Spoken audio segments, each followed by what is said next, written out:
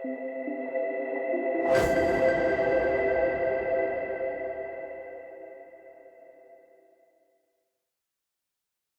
the Money is made possible by financial support from Old National Bank and Chicagoans like you.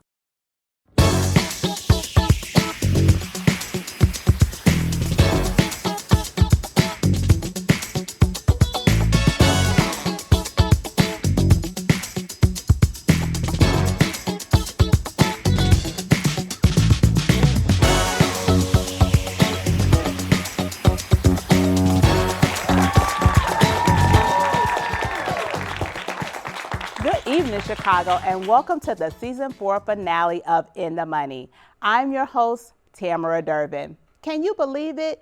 We've made it to the season finale already. Our live studio audience is back in the house, and of course, DJ Motunes is back setting the vibes. Thank you, DJ Motunes. Tonight isn't just another show, it's our biggest conversation of the season. And trust me, you don't want to miss a minute of it. This season, we've talked about building credit, building wealth, building businesses, building retirement plans, and building a stronger financial future. And tonight, we're bringing it all together with our special finale, Ask the Experts. You've got questions, and our experts are here with answers.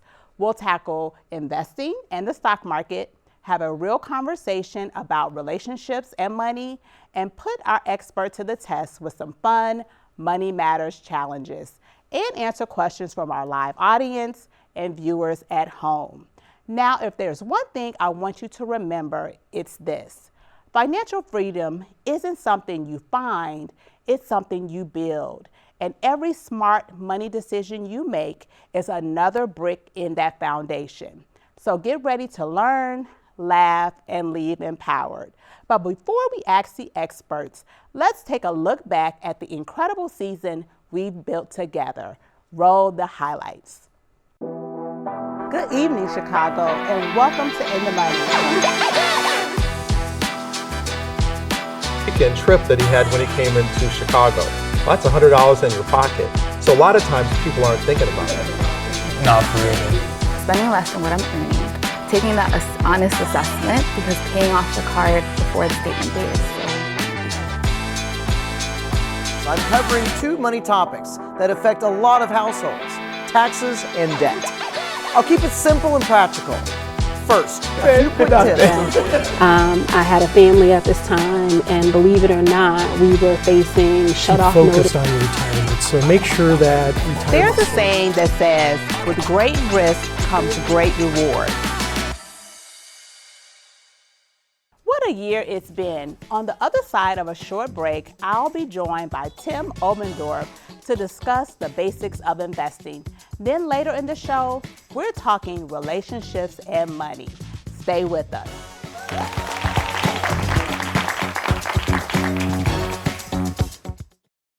On the next Chicago Newsroom 2.0, co-hosts Dr. Suzette McKinney and Glenn Eden bring you a packed hour of hyperlocal news and critical analysis. Illinois Lieutenant Governor and Democratic Senate nominee Juliana Stratton joins the newsroom for a candid conversation about her vision for Illinois and the nation. Plus, Time 100 honoree Tracy D. Hall on the urgent challenges facing Black women in America today. Then, the premiere of CPL Insider, an all-news segment going inside Chicago's 81 public library branches. And conversations with New Moms President and CEO Laura Zumdahl and Menopause OS founder Marky Lemons Ryhall. Tune in Wednesday, June 25th at 7 p.m. Watch on CanTV 19, cantv.org, the CanTV Plus app, or YouTube. Hyper-local news and critical analysis. Experience the power of community television.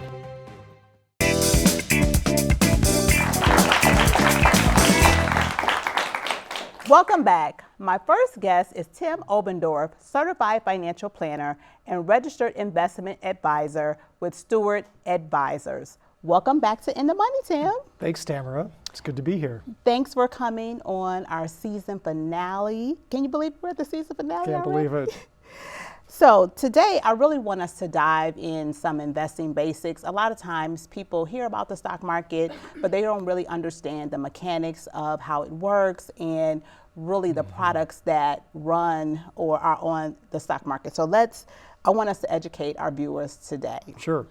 So when people hear the stock market, many think it's complicated and only for wealthy people. What is the stock market and why should everyday people care about investing in it? Well, to put it simply, the stock market is just a forum, a place where you can buy ownership in American companies. And so when you buy a stock, you have an interest in that company and you get the benefits of ownership. So if someone has never invested before, what are some common types of investments they'll encounter and how would you explain them in plain English? Sure, there's a few basic building blocks of investments. So we just talked about stocks, so ownership in companies. Bonds you can think of as lending money to companies. And then there's real estate. A lot of people own homes, but there's real estate like apartment buildings or corporate offices that generate income. You can invest in those. Commodities, which are hard assets, oil, gold, silver. And then there's currencies. So most currencies are issued by governments, but lately we've had a development where we have currencies that are driven by computer algorithms. So we have cryptocurrencies. So those are the basic building blocks. Can you tell people about, because those are definitely some, but can you tell people also about what mutual funds are or ETFs? Sure. So if you take those building blocks, you can combine them and put them together in pools. So mutual funds are pools of investments. It could be stocks, bonds, commodities. They're pooled together and you can buy one fund and get access to stocks and bonds and other investments. An exchange traded fund is a lot like a mutual fund. It's just instead of buying it from the mutual fund company, you buy it on an exchange. You buy it like a stock on an exchange. All right, thank you. So many people hear the term, like you just talked about, stocks, bonds, ETFs, all of them, and immediately, I know some people, they were watching, they said, okay, I'm overwhelmed. He just told me a whole lot. But for a beginner, what's the simplest way for them to think about their investment options? Yeah, for a beginner, probably a diversified mutual fund or exchange traded fund that invests in a broad number of stocks. So one fund could own 10, 100, maybe 1,000 different stocks in different companies. And it's an easy way to buy one investment and get exposure to a lot of industries, maybe even companies that are in different countries. That's good, that's good. So a lot of people, there's a battle sometimes between investing and just saving because we know that there's a risk component, and we'll talk about that. But why is saving money alone often not enough when we're thinking about long-term goals like retirement or building wealth? Yeah, when you think about retirement and building wealth, you could be talking about money that you might need 20, 30, 40 years in the future. And if you think about what a dollar can buy today, 40 years in the future, that dollar isn't going to be able to buy the same things because of inflation. And so in order to not lose money due to inflation, you have to earn something in your investment, and you try and earn more than what inflation is eating away at that money. If you just save, even a high yield savings account might just barely keep up with inflation. But investing in stocks and bonds gives you an opportunity to actually grow your wealth beyond what inflation takes away. That's good. That's a good way to explain it. So what's the difference between having money in a savings account and having money invested in the stock market over the long term? Yeah, investing, putting money... And I know you talked about the whole piece of inflation and the way it goes, but what's like... Yeah, so a savings account, you're going to put money in an account and a bank or financial institution will pay you a rate of interest. And today maybe you can get 3.5% as an interest return on that, which is about what inflation, maybe the latest inflation numbers are even higher than that, but it's about what inflation is. In the long run, stocks can probably give you a return that's 2 or 3 times the rate of inflation. So While stocks can fluctuate, so they can go up and down, over the long run, you're going to be much better off. You're going to be able to grow your wealth by having money invested in stocks. And I do want to pause here, and if you could talk about this difference between savings and in the stock market, is the risk component difference. Yeah, with savings, if it's with a bank is FDIC insured, so there's some protection on the downside. So it's not going to go down in value, except for the amount that inflation eats away. Whereas the stock market and other investments actually can fluctuate. They can go up and down in value. But if you look historically over longer periods of time, when we're talking about 5 and 10-year periods, stocks grow, and they tend to grow much more than what a savings account would grow. Okay, so someone watching today has never invested before but wants to start. What's the first 3 steps they should take? The first step is to identify your goals, and in particular, think about when are you going to need this money. So if it's money that you need in 6 months, you don't want to put it at risk.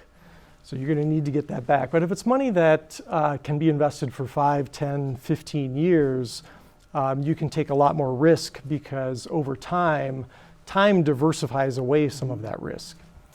So first thing is figure out your goals.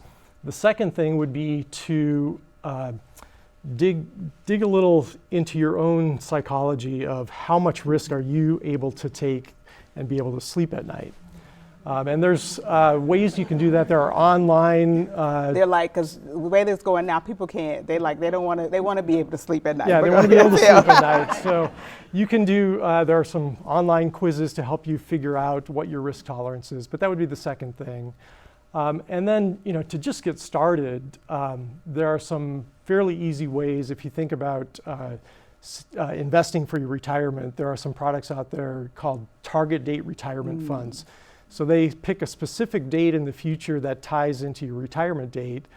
You can invest in one fund, and as you get closer to retirement, it gets a little bit more conservative. So that's a good way to get started. Thank you so much, Tim, for being back on In the Money. We know you're going to come back a little later, but thank you so much for giving these investing basics to our viewers. Well, it's great to be here. Thanks. All right, thanks.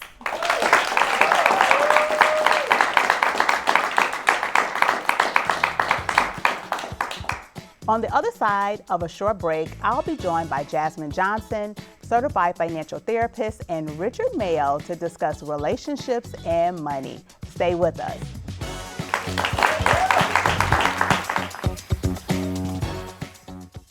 Got something to say about Chicago? Now's your chance to be heard. Chicago Newsroom 2.0 is launching Opinion, a new segment where everyday Chicagoans take the mic. Whether it's a neighborhood issue that's been ignored, a citywide concern that needs attention, or a fresh idea that could change our city, we want to hear from you. Submit your commentary at cantv.org/opinion. If selected, we'll invite you on air to share your perspective with all of Chicago.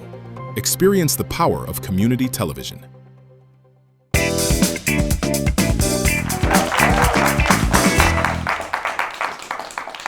Welcome back. My next guests are Jasmine Johnson, certified financial therapist, and Richard Mayo. Welcome back to In the Money, Jasmine and Richard. Thanks for having me. Yes. Thanks for This conversation about relationships and money, this is a conversation that was a viewer request. And Richard was gracious enough to come on and ask his questions and also questions for the viewers, what's on the people's mind. So thank you for coming, and thank you, Richard, for being a representative. Of course. Happy for to the stand people. There. That's it. So let's dive in, Jasmine.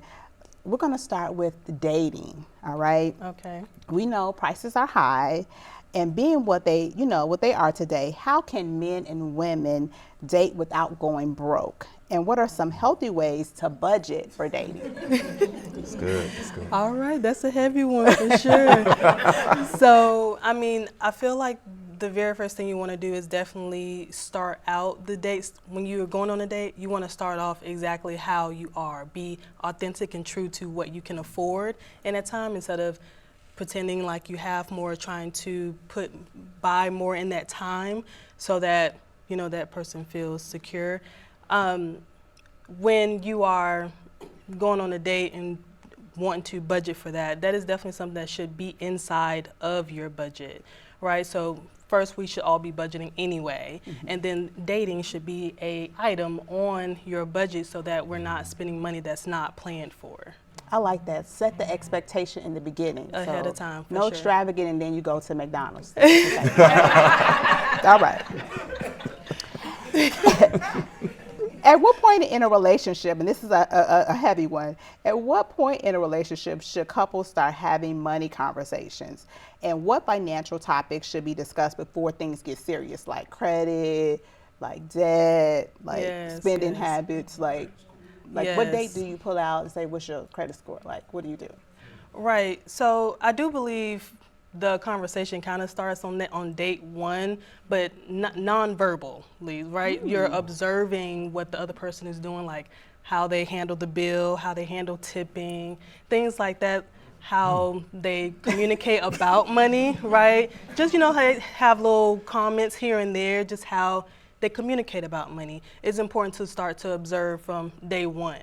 Then from there, when you really want to start to get into, debt and how you manage money, start the verbal conversation about money, is like, let's say if you both start to hang out with friends and you're getting more comfortable, right? And now is that time where you can start to ask those questions about debt and how they manage money, how are they saving, how are they prioritizing certain things.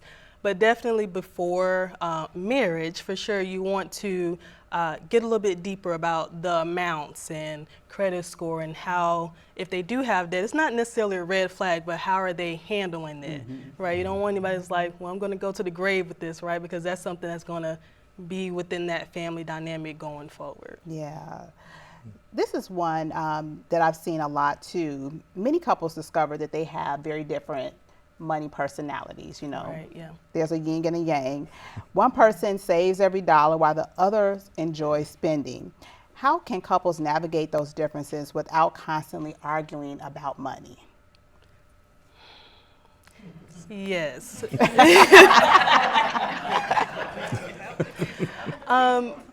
Arguments really happen when the couple probably have not solidified what it is that their goal is. What are they trying to accomplish? Because most couples, most individuals, we all have different spending habits, how we handle our money, right? And so it's not necessarily a bad thing, but it should be managed, right? As long as we're going toward that one goal, if one person likes to spend, then that should be okay. If it's, of course, not hyper spending on things that doesn't matter, or hyper saving or anything like that where they're neglecting themselves, but more so along the lines of, okay, we have this goal, let's plan our budget around this goal right here, and then we can put into our budget where if you like to spend, like to say on games, men love playing games, right? If you want to spend on that, then you can go ahead and do that, and I won't, there's no guilt, right, and nor shame for spending on something that they desire to do. Okay. Now let's go to Rich. I know you burning to ask. Burn. For the people. For the people. For the people. So one of my friends wanted me to ask this question. Okay. When it comes to sharing expenses, should couples be thinking 50-50 or should contributions be based on income? What tends to work best in healthy relationships? Okay, so if we're talking about couples, like their boyfriend, girlfriend, probably living together and trying, I would definitely say my number one is definitely to split it 50-50. It just seems more reasonable, more, clean cut from there. However, I have seen, and definitely, it's a good second is where they do a proportion. Like, let's say if one person makes more and then they make 60%, the other person pays 40%. They can definitely do something like that as well. For married couples, I'm married. The way that we do it, we put all of the income into one bucket, but we still have our own individual bank accounts where we have our own spending money, where we can do our own thing. Nobody feels like they're restricted or anything like that. All right, that's good. That's good. All right, another question for another friend. Got it. Okay. Here's one that sparks a lot of debate. Is financial stability more important than chemistry when choosing a long-term partner? Or is it really about finding the right balance of both? I do believe it's a balance of both, because chemistry is more like, right, like we're not only not vibing, but more of like we have a similar values, right? We have similar goals and it could be just attraction. That too, yeah. Yes, right. But that's not paying the bills, right? And so we want to be also right. Yeah. So we also want to be compatible with somebody financially as well, right? We don't want anybody that just kind of sits on the couch, kind of waiting for something to come through, right? We want somebody that is pursuing that or has money, right? But from there, when I mean by want to have both. Money comes and goes in all relationships and with all of us. And so we want to have somebody that is able to say, okay, we're shifting now. We have to shift, right? So I would say definitely a combination of both. That's good. Yeah. So this is going to be our last question. If you could give couples one piece of advice to help them build a healthy relationship and a healthy financial future together, what would it be? To have check-ins. To have check-ins with each other, whether it's monthly or just set that day and time on the calendar, nobody interrupts that time, where you can talk about goals, you can talk about progress, right? In order for you all to grow together, you have to see where you're at, where you're trying to go, plan next steps. If things are shifting, like I was just talking about, income may shift up and down, there needs to be a plan for that. So definitely checking in with each other, checking on progress and seeing where you go from there. All right, thank you guys. On the other side of the break, Old National Bank's Ben Juergens joins the conversation for a special installment of Money Matters. Stay with us.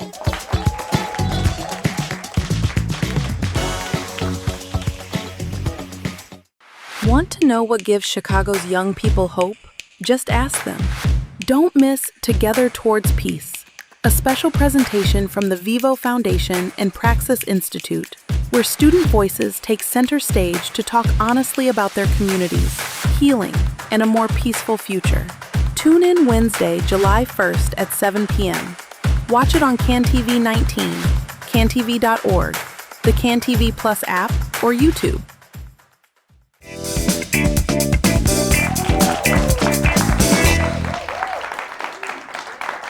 Joining me now is my partner in financial empowerment, Old National Bank's Ben Juergens. Hey, Ben. It's good to be here, Tamara. Can you believe it? We're at the season finale. It's crazy. It's gone so fast. Oh, my goodness. So we're doing something a little different for our Money Matters segment today.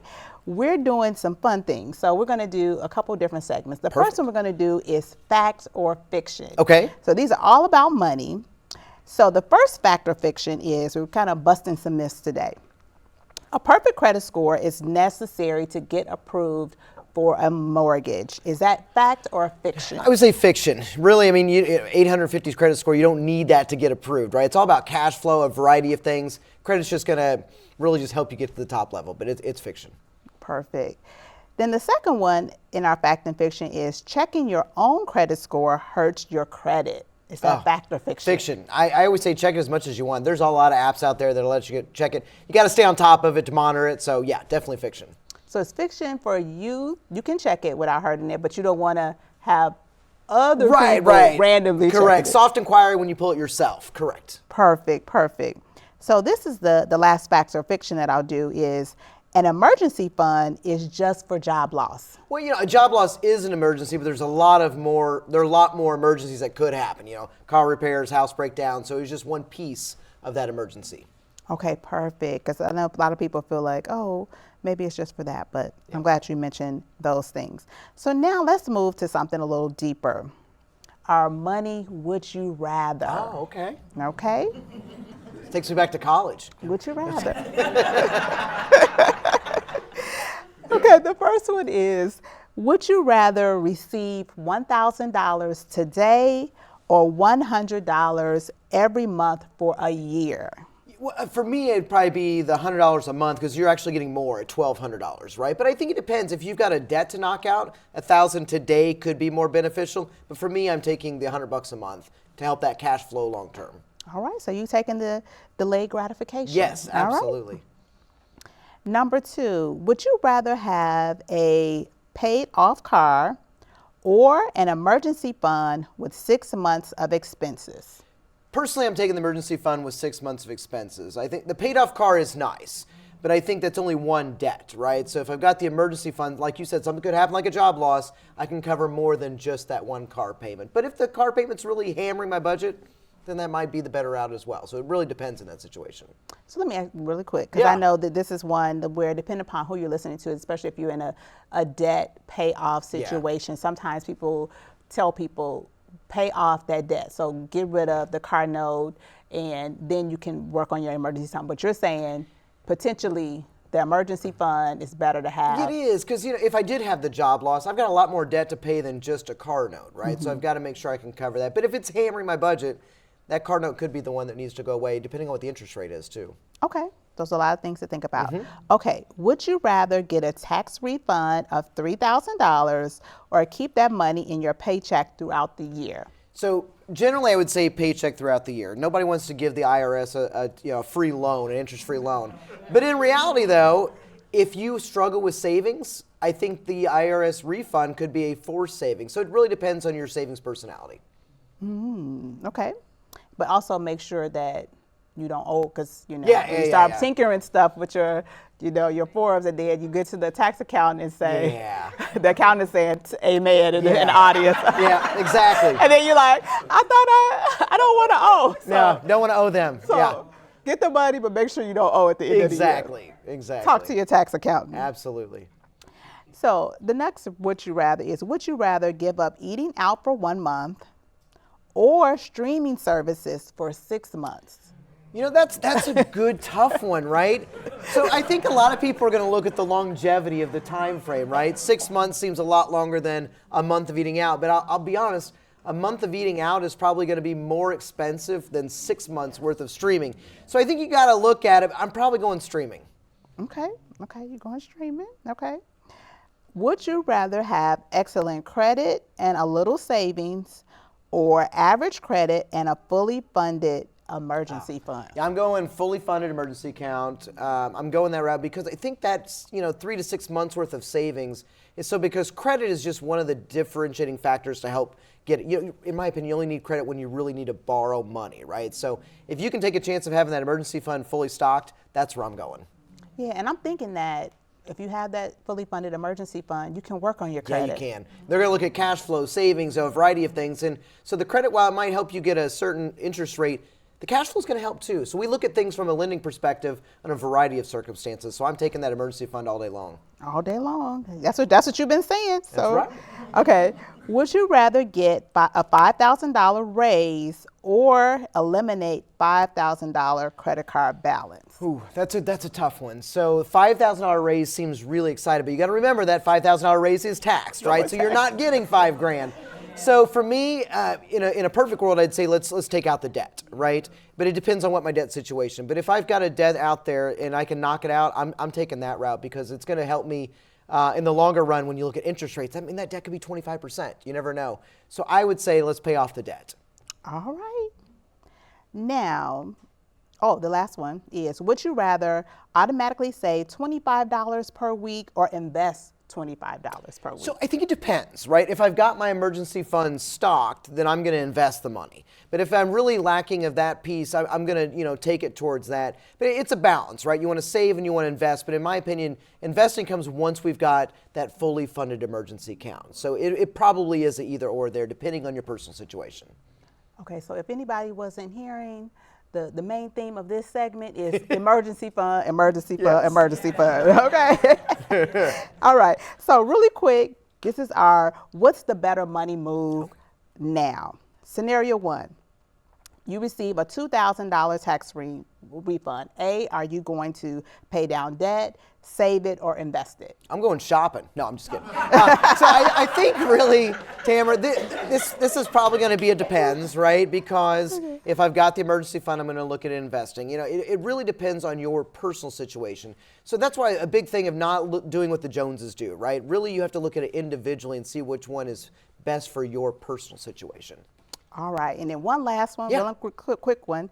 Your rent increases by $200 a month. Do you A, cut expenses, B, increase income, or C, do both?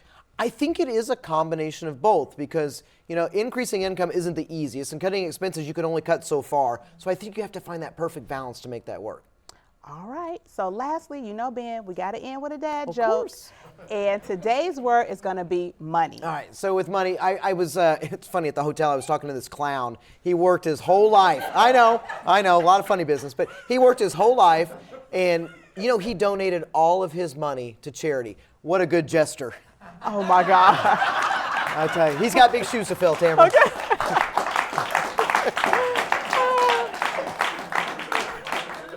Thanks, Ben, for a great season and all the dad jokes. You're welcome. On the other side of the break, I'll be joined by our first panel of Ask the Experts, Jasmine Johnson, Stephanie Gill, Cassandra Sneed, and Tracy Anderson. Stay with us.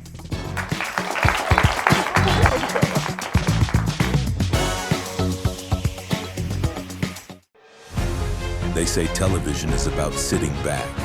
We say it's about stepping up.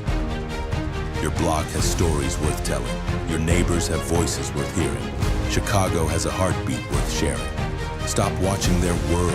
Start showing yours. It's time to tune in and be seen. Can TV, always here, always yours. Experience the power of community television.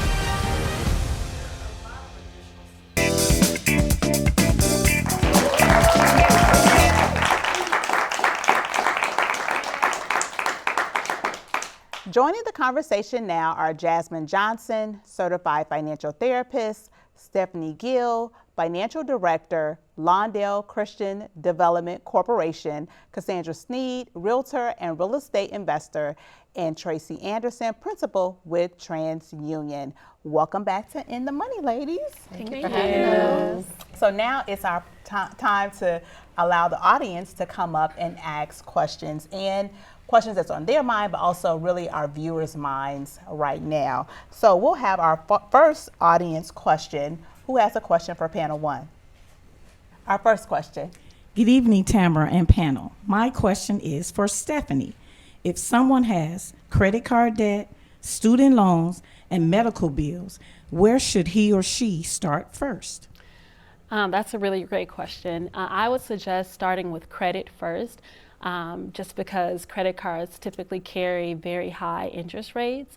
When it comes to medical debt, if it's not over $500, they're not going to report it to the credit bureau. And a lot of times you can call medical departments and work out a payment plan. And the same as student loans. Student loans will be, you know, typically they last anywhere from, you're paying them off for 10, 15 years, right? It's a time frame. And so I would suggest take your time paying student loans off, but definitely aim at credit first because the interest rates are high. And a lot of times, you know, credit card companies are pursuing the debt a lot quicker, a lot faster. It's a lot more demands when it comes to credit. So I would address that first. The only reason why I would pivot with any medical debt is if they're pursuing you or trying to like sue you. If you have any judgments against you, I would pivot when it comes to any student loans or medical debt.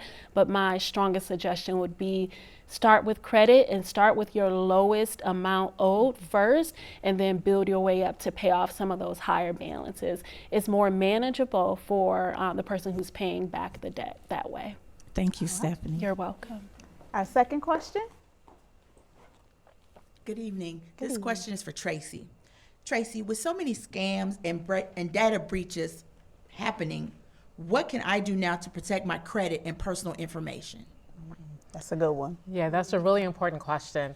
So the first thing I would do is make sure that you have a freeze on your credit report at all 3 bureaus. You want to make sure, because a freeze will prevent someone opening credit in your name without your knowledge. So that's step 1. And then 2, if you ever think that there is if you're concerned about potentially any type of identity theft, make sure that you have strong passwords and change them frequently. Now, question, the freeze, is that something that's free with the credit bureaus? Do not pay to have someone freeze your credit. That is something that is free. And you can do that online at each of the bureaus. Now, each bureau will offer for a fee to freeze it all or to lock them for you. But quite frankly, all you need to do is freeze your credit, and you can do that at each of the bureaus, and it is free. All right. Thank you. We'll have our next question.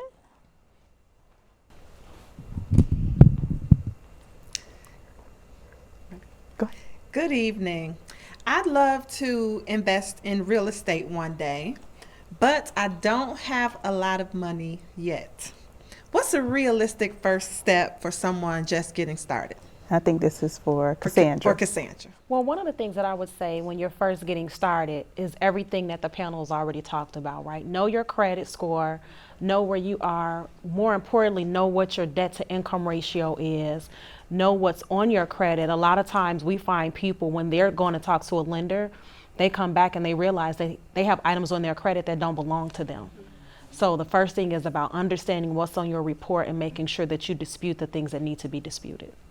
Thank you. You're welcome. All right, our next question. My question is for Jasmine. I finally have a little extra money coming in from my hair braiding business, but I feel guilty whenever I spend it on myself. Is this normal, and how can I find a healthy balance?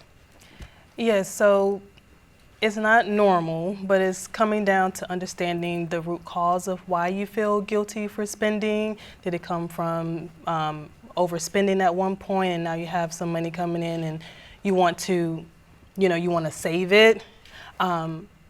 The way that you can get over it or get through that is identifying, okay, well, pulling out the facts of, well, I do have money to spend. When you have a budget and have things in place, it helps you to kind of identify, well, I don't have to feel guilty for this because I actually have it to spend. It's okay, I'm safe to do this. So just really understanding and finding out where is it coming from, and then diminishing that fear or that thing that is holding you back from, enjoying the money that you're working hard for, and to diminish that with the facts that it's okay.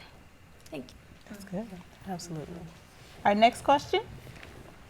Hi, my question is for Stephanie. Stephanie, what do you do if you're trying to pay off debt, but every time you make some leeway, you get knocked back? There's always an unexpected expense that comes up. And how do you stay motivated if you don't feel like you're making any progress in that? Absolutely. That's a great question, and I see it in my line of work often. I do believe that it's first important to account for all your debt. And so when I'm working with clients, we know sometimes things will come up, but account for as much as you can and write down all your debt, anything that you may think that's going to come up within the next quarter of the year, so that you can minimize being blindsided by the unexpected expenses that arise. And then the second part of that is stay focused on your why. That's going to motivate you. Things come up all the time, but if you, first of all, I always advise my clients as well to make a board, a debt board, or something to remind themselves of the progress that they're making. And so when you pay off a debt or you accomplish a financial goal, you're able to check that off and see it, and you can keep that in perspective of I am making progress, and that motivates you.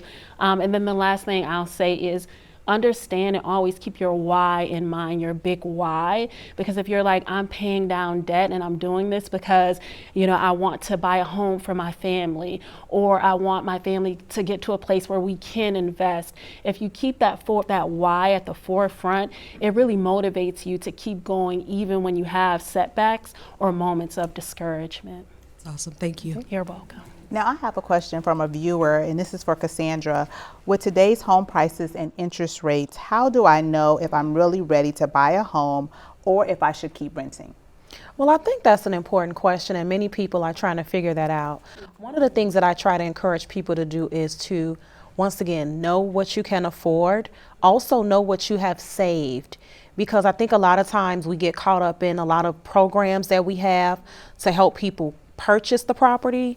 What we're not doing enough of as a community is helping people understand the additional budget that they need and how they need to pull back on some of their spending. You really have to become very responsible, and you have to have a bucket of money, right? You have to have that fail-safe, right? You don't know when those things are going to happen. Real quick personal story. It was raining last week and I'm sitting at home. I just got a commission check. I'm celebrating. It's rain coming inside of my house. Right? So guess what? Right? I can't call Mako, but I had to call my contractor, right? And I had to pay for that. And now we're working on getting our roof done. Another thing, the porch, my railing was rusting out. I finally touched it the other day and the whole rail came off. Luckily, I pressed it But I mean, those are just different things that come up. So now that's getting replaced. So all of those things happen. You got to be prepared. It's not just about getting you in the property, it's keeping you there. Thank you so much, ladies, for answering our audience and our viewer questions. Yes, thank you.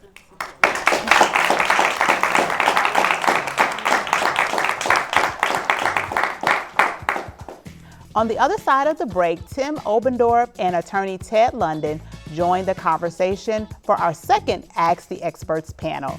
Stay with us.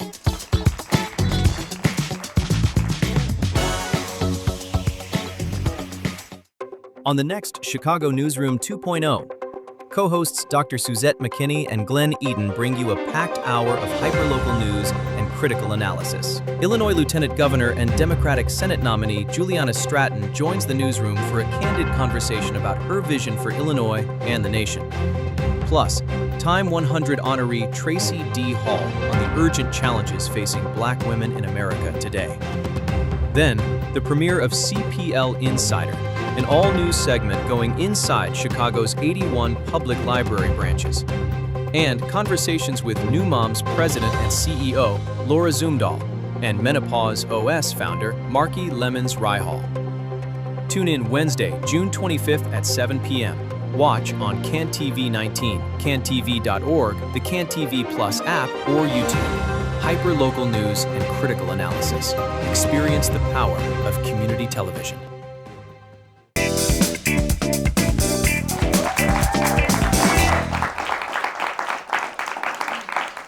Welcome back. My next guests are Tim Obendorf, certified financial planner and registered investment advisor, and attorney Ted London with the law offices of Theodore London and Associates. Welcome back to In the Money, gentlemen. Hello. Thank you.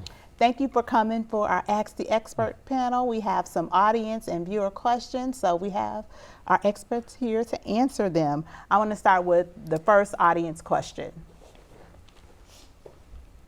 Tim, how does diversification help protect an investment portfolio? Well, you've heard the saying, don't put all your eggs in one basket. So diversification allows you to take advantage of broad performance of a lot of different companies' stocks without worrying about one company underperforming, and also gives you a chance to be invested in companies that might do better than expected. So it kind of evens out the ups and downs of investing and is a little bit more safe than just investing in one company.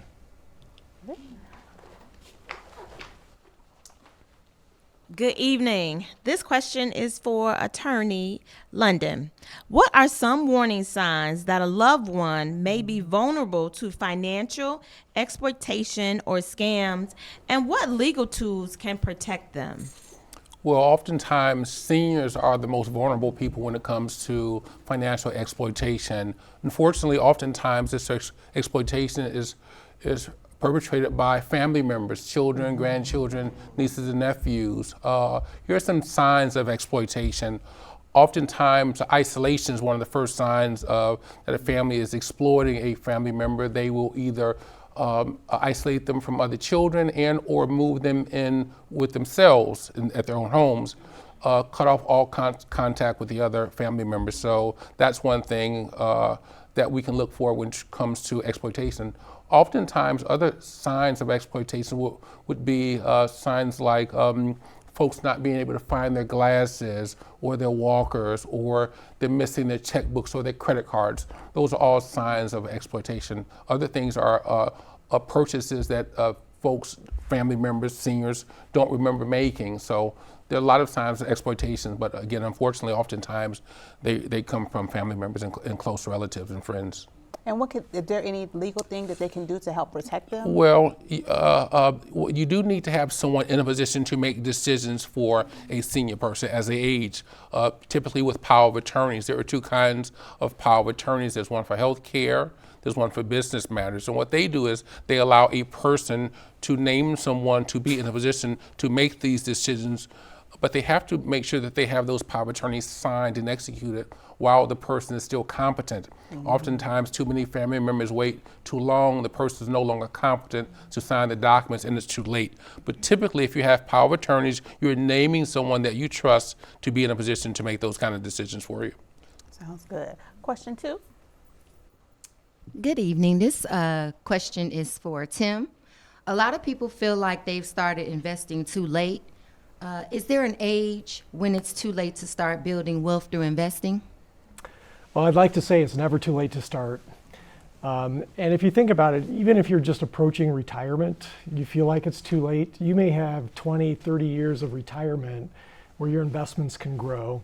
And even later in life, if you want to start investing to build wealth for your family, your children, your grandchildren, you can begin to build that, really at any age.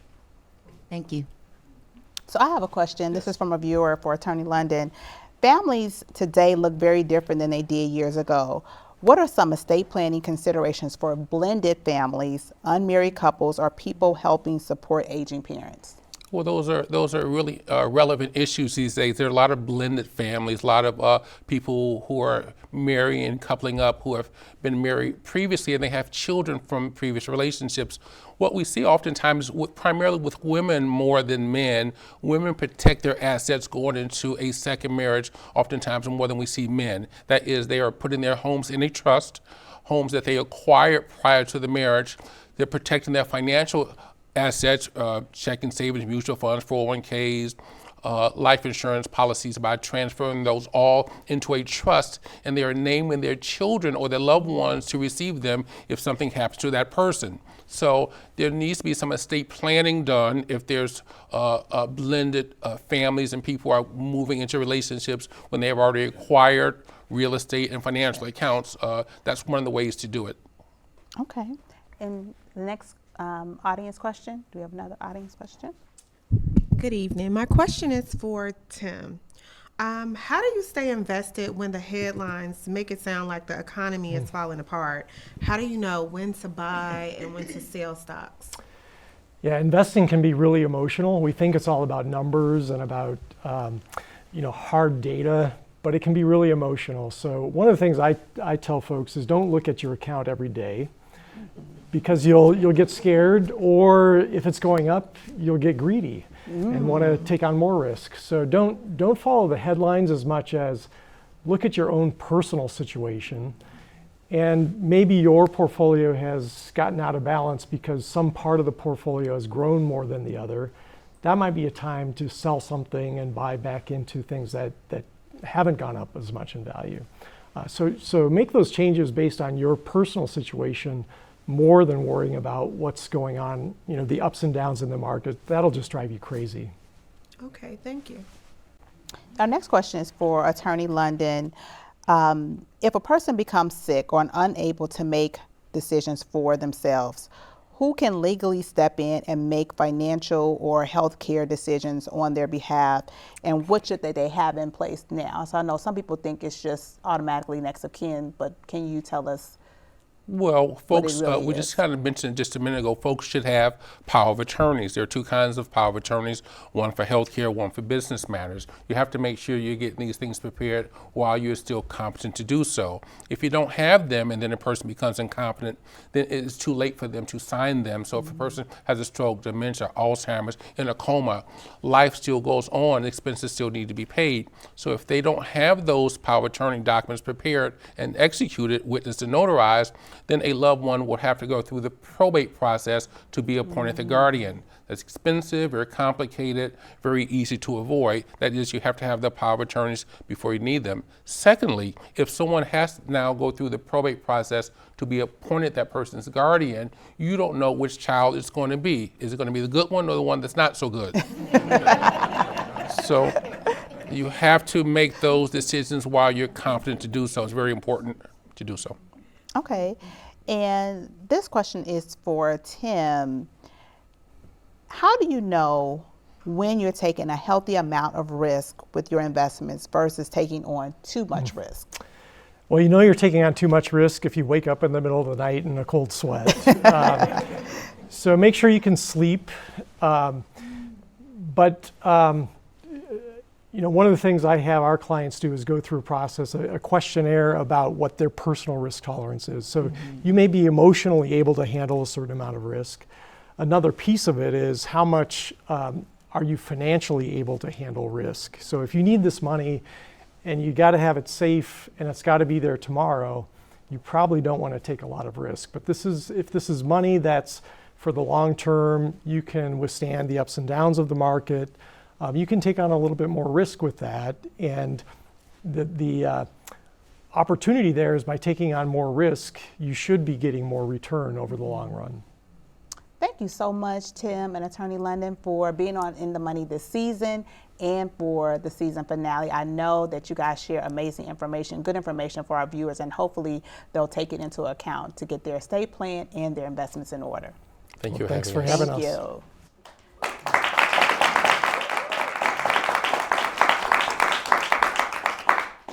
On the other side of the break, this season's final money moment. Stay with us.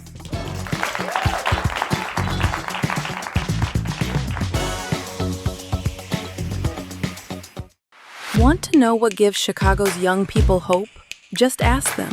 Don't miss Together Towards Peace, a special presentation from the Vivo Foundation and Praxis Institute, where student voices take center stage to talk honestly about their communities, healing, and a more peaceful future.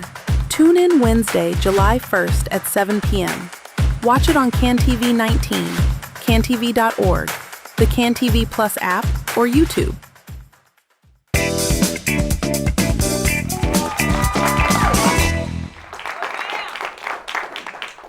As we close out this season, I want to leave you with one final thought.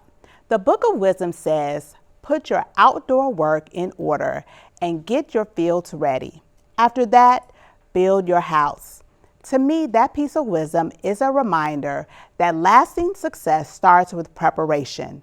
Before we can build wealth, build businesses, build retirement security, or build a legacy, we have to build the habits, knowledge, and discipline that makes those things possible.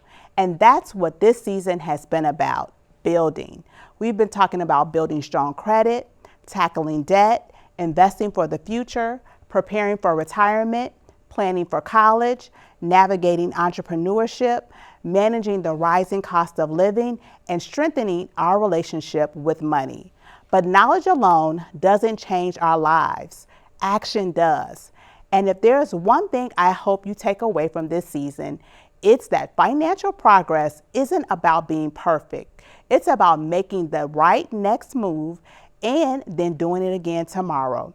Here are your action steps for this episode. Number 1, know your numbers. Take time to review your income, expenses, debt, savings, and investment. You can't improve what you don't measure. And every good financial plan starts with knowing where you stand today. Number 2, focus on one goal. Don't try to fix everything at once. Choose one financial goal, whether it's paying off debt, building your emergency fund, improving your credit, increasing your saving, or starting to invest, and give it your attention. Progress creates momentum. Number 3, put your money to work. Make sure your money has a purpose, whether you're investing for the future, contributing to retirement, paying down debt, or building savings. Every dollar should help you move closer to the life you want. Now, I want to say thank you. Thank you to everyone who welcomed us into your home each week. Thank you for watching, sharing, commenting, sending questions, and engaging with us throughout the season. Whether you've been with us since episode 1 or you joined us tonight, I appreciate you being a part of this journey. A special thank you to all our incredible guests who shared their expertise, experiences, and wisdom this season. Your willingness to educate and empower our audience has made this show what it is. And of course, I have to give a special thank you to my financial partner in crime, Ben. Thank you for bringing your insight, energy, and practical money advice and tips to every conversation. You help make financial education accessible, relatable, and fun. Remember, financial freedom isn't something you find, it's something you build. One decision, one habit, one step at a time. Now, while this season may be ending, this conversation doesn't stop here.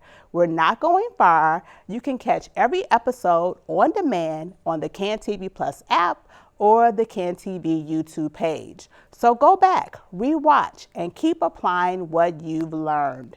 And please keep me posted on your journey. I want to hear about the goals you're achieving, the wins you're celebrating, and the progress you're making. Nothing makes me happier than knowing something you learned on In the Money helped you take a forward step financially. And if you ever have a question or just want to stay connected, reach out. Email me at tamara@moneybasicsonline.com or follow me on Instagram at IamMoneyBasics. And follow my guests too. Let's keep this community strong, engaged, and thriving together. Remember, we are on this journey together to get, stay, and grow in the money. See you next season.